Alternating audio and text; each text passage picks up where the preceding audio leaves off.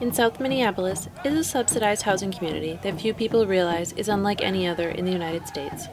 It took winning a Supreme Court battle for it to remain owned, operated, and populated by urban Native Americans. This is Little Earth of United Tribes, where members of 32 different tribes live together.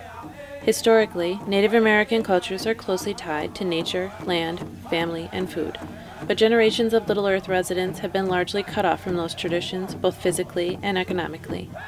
In 2007, they received ownership of this strip of land, 2.5 football fields long, beside the enormous Highway 55 noise barrier. And on this Earth Day, with the help of volunteers from several local organizations and universities, the residents of Little Earth started a whole new tradition. They're creating a farm right here in the heart of South Minneapolis in the inner city, and they're doing it in a way that respects the earth and respects their health. We're working to help people get the skills that they need to do this kind of farming. And eventually, hopefully it'll result in some green jobs for some of the youth here as they grow up learning how to farm right here in the heart of the city.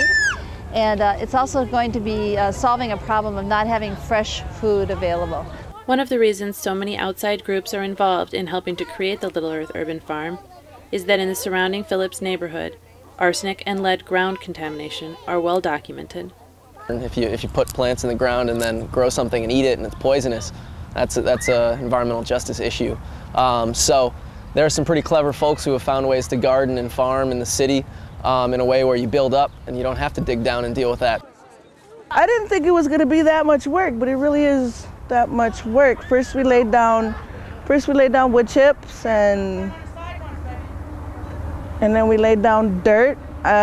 Personally, I thought it was going to be a little bit bigger, but nice and small. As long as we start out nice and small, it's all right. I'm cool with the size now.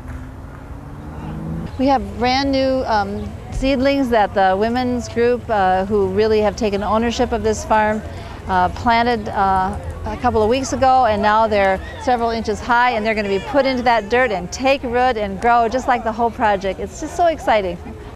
The Women's Empowerment Group is a dozen or so resident women, mostly mothers, instrumental in the planning, organizing, and fundraising for this project. Being a learning opportunity and new experience for them and their families makes the farm's success all the more important and inspiring. Even though the farm appears thoroughly modern, Native American traditions were included throughout the day. Lunch was generously served to everyone who participated, including buffalo burgers and sausages, wild rice, and fresh green salad. Local tribal elder Sharon Day sang an Ojibwe blessing for the garden, and participants sprinkled the land with ceremonial tobacco. I just hope that we do really good and that we get a lot of stuff that grows and our rabbits don't eat our produce and that the kids don't mess up our garden, and I don't know, I just hope it brings us all together and we eat healthy. 5 years from now, this site may be completely full with old and new items, like hoop and greenhouses heated with compost, and medical wheel gardens growing cultural crops and teaching traditions to urban Native American children. Today was just the first step. Jennifer Thomsen, University Reporting.